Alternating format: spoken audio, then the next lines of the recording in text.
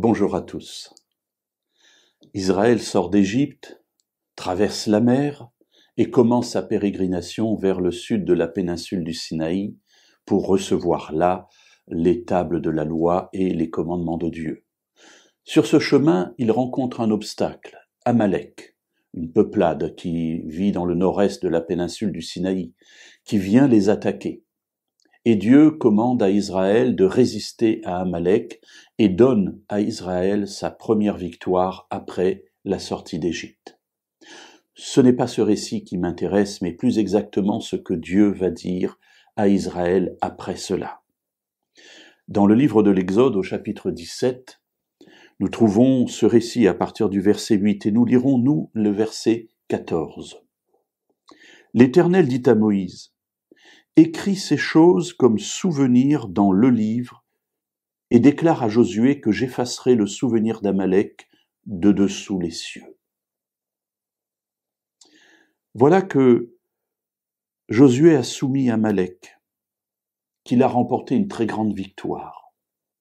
Et on pourrait dire, bien écoute, demain maintenant on se lève et on s'en va. Mais ce n'est pas le cas. Vous remarquez ici que Dieu donne un nouvel ordre et il dit à Moïse: écris ces choses, donc tout ce qui vient de se passer, cette bataille, cette grande libération, la victoire de Josué, écris tout cela comme souvenir dans le livre. Alors c'est intéressant parce qu'il y a un article défini, c'est pas dans un livre, mais dans le livre, ce qui signifie qu'en Israël, il y avait un livre particulier dans lequel on inscrivait le souvenir de ce qui s'était déroulé, et ici, la victoire de Dieu sur Amalek. Alors, que tirer de cela?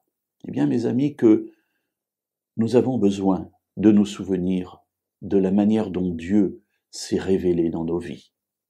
Nous avons besoin de nous rappeler de ces événements parce que dans d'autres moments de notre vie où nous serons dans le désarroi, il sera bon pour nous de nous souvenir comment l'Éternel nous a délivrés de nos batailles.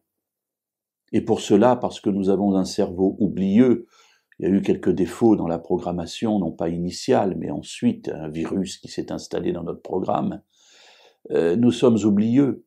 Et Dieu sait qu'il nous faut des éléments de mémoire marqués, écrits, pour nous souvenir. Alors, peut-être serait-il bien que dans votre vie, vous puissiez vous aussi ouvrir un livre du souvenir et marquer dans ce livre toutes les situations de votre vie où vous avez vu que Dieu était à l'œuvre. Il a sans doute été à l'œuvre à d'autres moments.